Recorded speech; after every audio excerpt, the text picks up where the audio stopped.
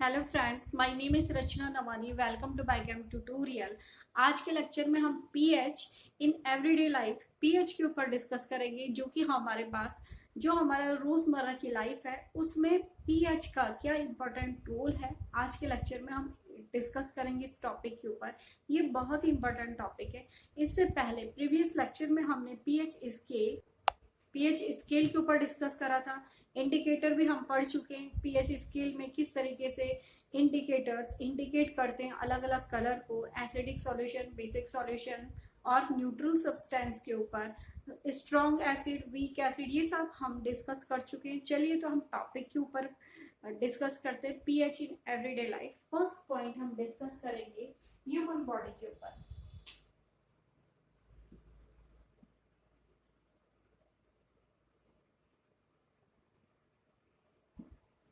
देखिएगा, जो human body होती है उसका पीएच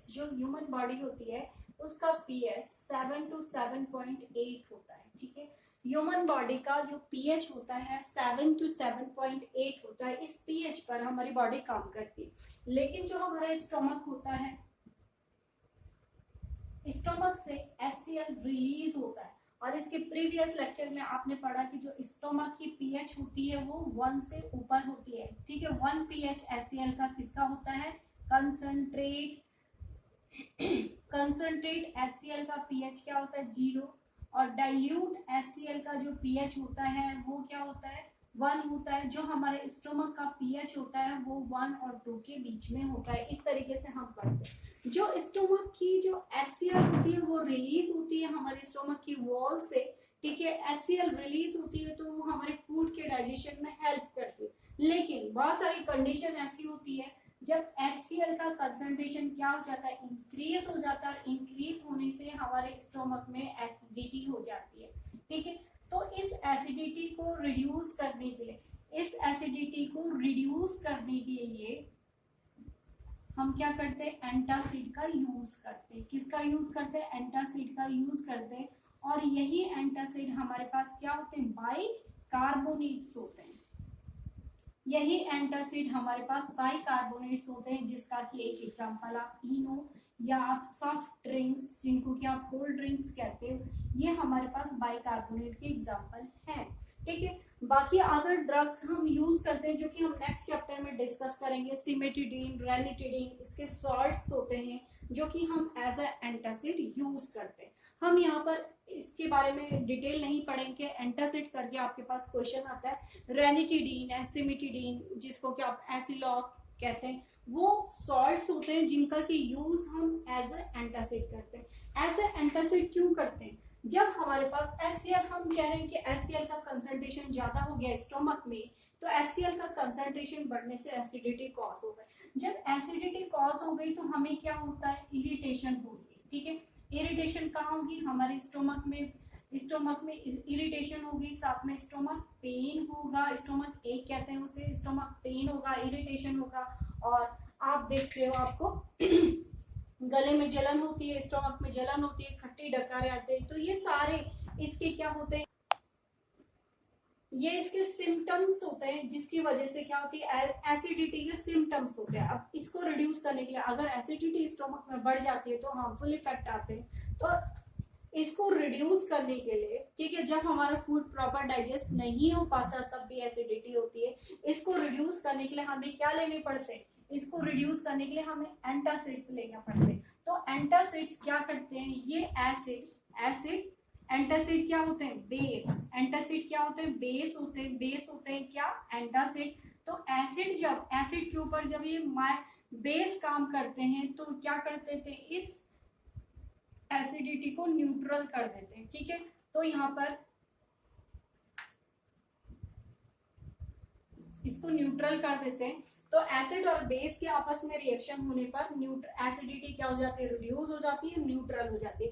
तो इस तरीके से हमने ह्यूमन बॉडी के का जो पीएच होता है वो कैसे काम करता है, HCl जो रिलीज होता है ह्यूमन बॉडी के स्टोमक से, वो किस तरीके से काम करता है। अगर HCl का कंसंट्रेशन बढ़ गया, वो प्रॉपर काम नहीं कर पाया और फूड को डाइजेशन करने में हेल्प नहीं हुआ, और अगर हमारा फूड प्रॉपर डाइजेस्ट नहीं होता तो इस HCl का कंसंट्रेशन बढ़ जाता है, जिससे की वजह से एसिडिटी हो जाती है। एसिडिटी के सिम्टम्स हार्ट बर्न, इरिटेशन, ठीक है, खट्टी जलाने आना, जलन होना और हेडेक होना है, तो ये सिम्टम्स होते हैं। इसको रिड्यूस करने के लिए हम एंटासिड्स का यूज करते हैं। तो एंटासिड का यूज मैंने कहा आपके पास इनो, सॉफ्ट ड्रिंक्स, ये सारे हमारे पास एंटासिड्स होते हैं। एक और पॉपुलर एंटासिड हमारे पास होता है जो इम्पोर्टेंट है, milk of magnesium. Milk of magnesia, जिसको कि इसका फॉर्मूला ये है, इसको हम मिल्क ऑफ मैग्नीशिया कहते हैं, जो कि हमने मिल्क ऑफ मैग्नीशिया, ये हमारे पास एंटासिड्स होते हैं, ठीक है। तो इसका 13 या 12 pH होता है, तो ये इसको क्या करता है, एसिडिटी को रिमूव करने के लिए हम इसको यूज करते हैं। ये हमारे पास एक एंटासिड्स होता है जिसको कि हम एसिडिटी को रिड्यूस करने के लिए यूज करते हैं। बाकी बाइकार्बोनेट्स होते हैं, सॉल्ट मैंने आपको बताया, सिमेटिडीन, रैनिटिडीन, जिसको जो कि एसिलॉक में भी होता है, वो हम यूज करते हैं। तो हमारे पास फर्स्ट ह्यूमन बॉडी का पीएच कैसे होता है, कैसे उसने काम किया। सेकंड, हम ह्यूमन बॉडी के ऊपर ही डिस्कस करें। टूथ डिके एक प्रॉब्लम होती है, इसके ऊपर डिस्कस करेंगे, ठीक है।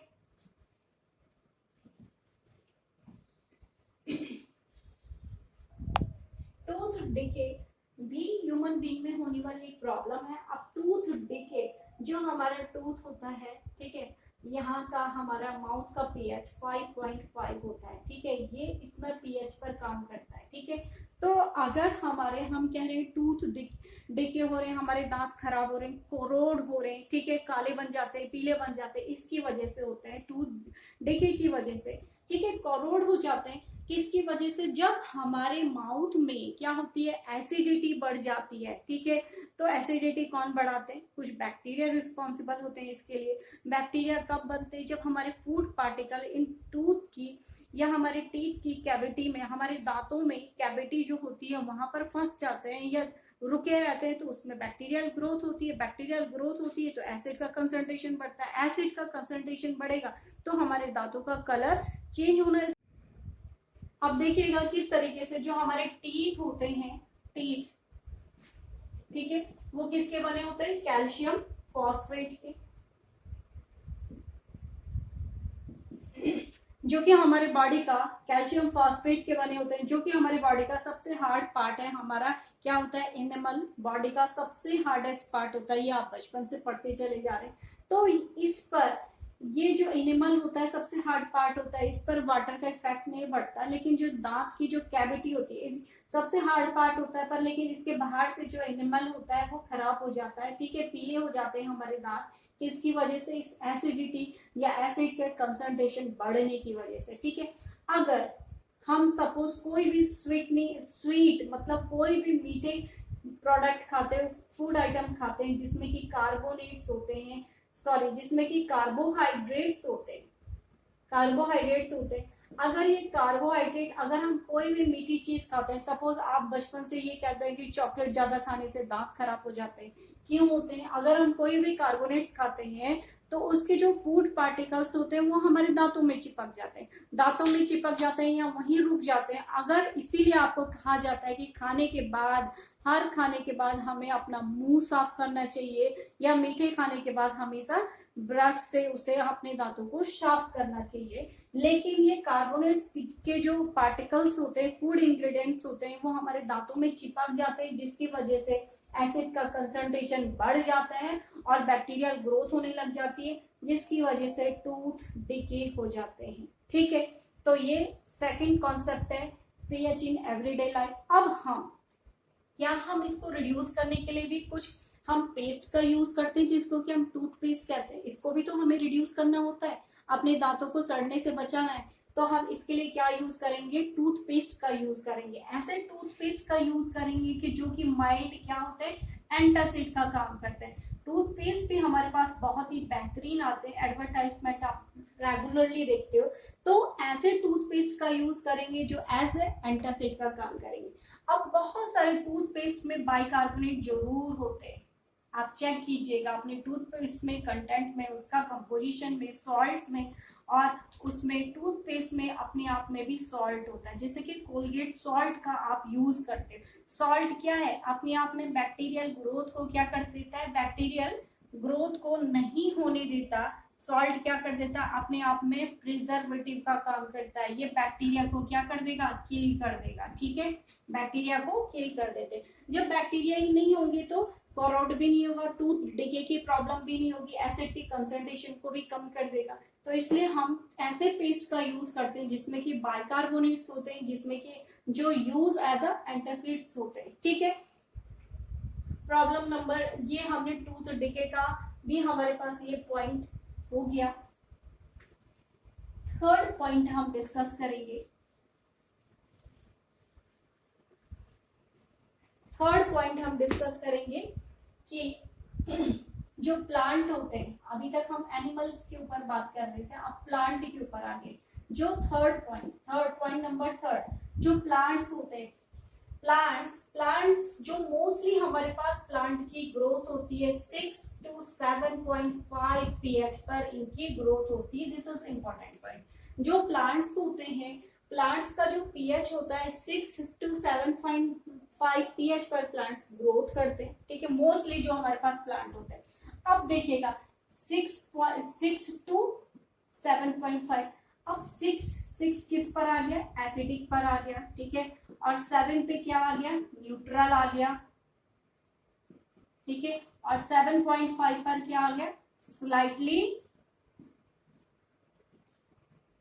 एल्किलाइन आ गया। तो प्लांट हमारे पास एसिड पीएच पर भी काम करते हैं, न्यूट्रल पर भी ग्रोथ करते हैं और एल्कलाइन मीडियम में भी ग्रोथ करते हैं। तो ये इसकी बेस्ट कंडीशन होती है, प्लांट इस पीएच पर मोस्टली ग्रो करते हैं। ठीक है, कुछ प्लांट्स ये आप हायर क्लास में जाके देखोगे, बायोलॉजी में पढ़ोगे कि कौन से प्लांट इस पीएच पर काम करते हैं। तो ये मैंने आपको कैटेगराइज कर दिया, कुछ प्लांट एसिडिक मीडियम में, कुछ न्यूट्रल मीडियम में और कुछ एल्कलाइन सॉल्यूशन में। अब हमें कैसे पता चला कि प्लांट का पीएच या सॉइल का पीएच ये है और इस सॉइल में ये वाले प्लांट ग्रो करते हैं? इसके लिए हम टेस्टिंग करते हैं। सपोज हमने क्या करा, एक बीकर लिया, बीकर में हमने 100 ग्राम क्या कर दी, सॉइल डाल दी। कहीं पर भी आप गार्डन सॉइल डाल दीजिएगा, करके देख सकते हैं। सॉइल आपने डाल दी। अब इस सॉइल में आपने क्या कर दिया, 200 ml क्या कर दिया, वाटर मिक्स कर दिया, या 500 वाटर क्या कर दिया आपने इसमें मिक्स कर दिया। ठीक है, अब मिक्स करने के बाद आप इसमें क्या करोगे, पीएच इंडिकेटर। ठीक है, पीएच इंडिकेटर में आप इंडिकेटर का यूज करेंगे। ठीक है, आप इसमें इंडिकेटर का यूज करेंगे। अब आपने जैसे इसमें इंडिकेटर डाला तो इस इंडिकेटर को डालने से, ठीक है, या यूनिवर्सल इंडिकेटर डाल में यूज करोगे, पीएच स्ट्रिप का यूज करोगे। जैसे ही आपने इंडिकेटर डाला तो इस इंडिकेटर को डालने पर इसका कलर क्या हो गया, इस पीएच इंडिकेटर का इसका कलर क्या हो गया, चेंज हो गया। ठीक है, अब आपने 7 पे पढ़ा कि 7 पे न्यूट्रल होता है। अगर इस स्ट्रिप का कलर यहाँ पे ग्रीन आ जाता है तो इट मीन्स सॉइल का कलर क्या है, हमारे पास सॉइल का पीएच क्या है, 7। मोस्टली जो हमारे पास न्यूट्रल पीएच पर मोस्टली प्लांट्स क्या होते हैं, ग्रो करते हैं। तो इस तरीके से हम सॉइल के पीएच को भी चेक करते हैं और स्पेसिफिक पीएच पर अलग अलग, हम नए प्लांट को लगाने से पहले हमेशा हम सॉइल का पीएच देखते हैं कि इस पीएच पर क्या हमारी ये वाली वेजिटेशन ग्रो कर पाएगी या नहीं कर पाएगी। तो जो आपके पास एग्रीकल्चर से रिलेटेड जितने भी आपके पास एक्सपेरिमेंट होते हैं या नए प्लांट्स लगाए जाते हैं तो पीएच को चेक जरूर करा जाता है। नेक्स्ट हम पढ़ेंगे, प्लांट हमारा कंप्लीट हुआ। नेक्स्ट हम पढ़ेंगे एनिमल्स के ऊपर आ जाते हैं प्लांट के बाद, एनिमल। ठीक है, अब एनिमल्स देखिएगा, क्या एनिमल में भी पीएच होता है? हाँ, एनिमल में भी पीएच होता है। जो कुछ एनिमल्स होते हैं जैसे हनी बी आपने सुना, आंट आपने देखी, और हमारे पास मीटर होता है। ठीक है, वास्प होते हैं। ठीक है, तो ये सारे जितने भी मैंने आपको बताए ये क्या करते हैं, फॉर्मिक एसिड रिलीज करते हैं। क्या करते हैं, फॉर्मिक एसिड रिलीज करते हैं। क्या एसिड रिलीज करते हैं, फॉर्मिक एसिड। ठीक है, तो फॉर्मिक एसिड रिलीज करते हैं। जैसे ही हनी बी में हमारे बॉडी का पीएच क्या है, 6 to 7 पॉइंट pH पर हमारी बॉडी काम करती है। जैसे ही हनी बी ने, हम जा रहे थे, गार्डन से होकर गुजर रहे, मधुमक्खियां चल रही हैं क्योंकि वो क्या कर रही है, फूलों के ऊपर बैठी है। हम चल रहे हैं, सपोज मधुमक्खी ने काट दिया है, ठीक है, जैसे ही उसने अपना डंक बॉडी के ऊपर डाला, ठीक है, तो वैसे वो अपना डंक छोड़ती है क्योंकि उसके बॉडी में भी क्या है, पीएच है, और हमारे उसमें भी पीएच है। तो जैसे ही वो अपना डंक छोड़ती है या हमें काटती है तो हमें क्या होती है, इरिटेशन, ठीक है, हमें क्या होती है, इरिटेशन। अभी हमने स्टोमक में भी यही पढ़ा था कि एसिडिटी बढ़ जाती है तो इरिटेशन होती है। क्या होती है, इरिटेशन, पूरी बॉडी में बहुत जलन हो जाती है, इचिंग होती है, तो उसको हम इरिटेशन कहते हैं। जैसे चींटी ने आपको काट दी तो एकदम से आप खुजलाते हो, रेडनेस हो जाती है क्योंकि हमारी बॉडी से स्टमाइन रिलीज हो जाते हैं, ठीक है, स्वेलिंग आ जाती है, पूरा रेड हो जाता है, खुजली होती है, इरिटेशन होती है आपको। वैसे ही नीटल जो आपके पास एक बिच्छू घास होती है, वो अगर हमारी बॉडी में लग गई, उसके कांटे लग गए या वो उसके पत्ते आपकी बॉडी में लग गए तो उससे भी आपको इरिटेशन होती है, ठीक है। और वास्प एक छोटा सा प्लांट होता है, ये भी अगर आपके कहीं चलते फिरते या आंखों में लग गया या कुछ भी प्रॉब्लम होगी बॉडी में तो ये भी आपको इरिटेशन कॉज करता है। क्यों, क्योंकि ये फॉर्मिक एसिड रिलीज करते हैं आप। एसिड का पीएच क्या होता है, एसिड का पीएच एसिडिक होगा ना, 6 से नीचे की तरफ होगा, ठीक है। तो ये क्या करते हैं, अब हमने इनके पीएच को कम करने के लिए क्या करते हैं, हम इसके पीएच को कम करने के लिए हम क्या करते हैं, बेस का यूज करेंगे। किसका यूज करेंगे, बेस का यूज करेंगे, क्योंकि एसिड बढ़ गया तो एसिड के पीएच को कम करने के लिए हम क्या करेंगे, बेस का यूज करेंगे। जब हम एसिड, आपको पता ही है, प्लस बेस रिएक्शन कर देंगे तो रिएक्शन क्या बन जाएगी, न्यूट्रल बन जाएगी, तभी हमारी प्रॉब्लम सॉल्व हो जाएगी, ठीक है। तो हनी बी, इसके डंक को कम करने के लिए आपको घरेलू उपचार बहुत सारे आपके ग्रैंड पेरेंट्स बताते होंगे, पर लेकिन सबसे अच्छा उपाय, अगर आपको कभी भी मधुमक्खी काट देती है तो, या चींटी काट देती है तो आज पढ़ने के बाद आप क्या उपाय करोगे, एकदम से वहां पर जिस एरिया में काटा है वहां पर बाइकार्बोनेट लगा दोगे, ठीक है। तो बाइकार्बोनेट किसमें होता है, खाने वाला सोडा क्या होता है, बाइकार्बोनेट होता है, समझ में आ गया। तो आप बेकिंग सोडा का यूज कर सकते हैं, यहाँ पर बाइकार्बोनेट का यूज करेंगे, ठीक है। बाइकार्बोनेट क्या होता है, एंटासिड्स होता है, ठीक है। वहां पे क्या होती है, एसिड का कंसंट्रेशन ज्यादा हो गया, उसको कम करने के लिए क्या करोगे, बाइकार्बोनेट का यूज करोगे। अब यहाँ पर हमारे पास एनिमल पीएच, एनिमल के ऊपर भी कंप्लीट हो गया। अब हम टॉपिक के अंदर लास्ट पॉइंट डिस्कस करेंगे, रेन वाटर।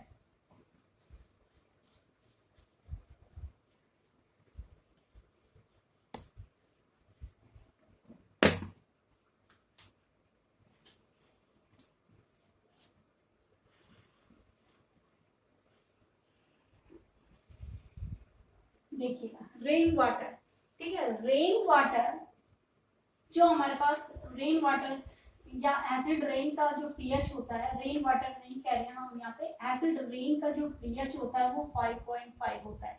तो 5.5 6 से क्या है, 5.5 7 से क्या है, नीचे है, तो ठीक है, तो ये क्या होगी, एसिड होगी, क्योंकि ये 5.5 है। अगर 7 से आगे होता तो क्या होता, बेस होता, ये आपको अच्छी तरीके से पता है, ठीक है। तो एसिड रेन का पीएच 5.5 होता है। किस तरीके से, जब बारिश होती है, रेन आ रही है हमारे अर्थ पर, क्या हो रही है, रेन अगर अर्थ पर आ रही है तो हमारे जो ये एटमॉस्फेयर है, ठीक है, एटमॉस्फेयर है, इस एटमॉस्फेयर में डिफरेंट टाइप्स के गैसेस हैं, जिसमें कि आपके पास एसिड रेन कब बनती है, SO2 और NO2, ठीक है, सल्फर डाइऑक्साइड और ये नाइट्रस ऑक्साइड हमारे पास इस रेन के साथ क्या हो जाएंगे, मिक्स हो जाएंगे, और मिक्स होने के बाद क्या कॉज करेंगे, एसिड रेन, जो कि मच हार्मफुल होती है, ठीक है। आपने एसिड रेन में पढ़ा था कि अगर एसिड रेन होती है तो ये हमारे कीमती, जो बहुमूल्य, जो हमारे पास जो ताजमहल का आप एग्जांपल देते हो, उसको क्या कर देते हो, क्योंकि उसमें क्या है, व्हाइट मार्बल है, उसको उसने येलोइश कर दिया, दांत भी हमारे क्या हो जाते हैं, येलोइश हो जाते हैं, कोरोड हो जाते हैं उसकी वजह से। वैसे यहाँ पर व्हाइट मार्बल भी क्या एग्जांपल शो करता है कि कोरोड हो जाता है, येलोइश हो जाता है, किसकी वजह से, एसिड रेन की वजह से। रेन में एसिड कब हुई, हमारे एटमॉस्फेयर में जो ये गैस है, सल्फर डाइऑक्साइड और नाइट्रस ऑक्साइड, ये मिक्स हो जाती है बारिश के साथ, बारिश की बूंदों के साथ, और एसिड रेन कॉज करती है, जिससे कि हार्मफुल इफेक्ट्स आते हैं। तो ये टॉपिक भी हमारे पास क्लियर हो गया। तो बहुत ही इंपॉर्टेंट टॉपिक के ऊपर हमने डिस्कस करा था। सबसे इंपॉर्टेंट है आपके पास किस तरीके से एंटासिड्स काम करते हैं हमारी बॉडी पर, हमारी बॉडी का पीएच कैसे होता है, डाइजेशन सिस्टम में पीएच का क्या इंपॉर्टेंट रोल है, ये बहुत इंपॉर्टेंट क्वेश्चन है। और टूथ डिके, ये भी आपके पास बहुत ही इंपॉर्टेंट क्वेश्चन है। तो इन दोनों को रिड्यूस करने के लिए, एसिडिटी को हम हमेशा क्या करते हैं, एंटासिड्स का यूज करते हैं। तो आई थिंक कि स्टूडेंट्स आपको ये लेक्चर समझ में आया होगा, पसंद आया होगा। तो अपने फ्रेंड एंड अदर्स मेंबर के साथ शेयर करेंगे और लाइक एंड सब्सक्राइब जरूर कीजिएगा।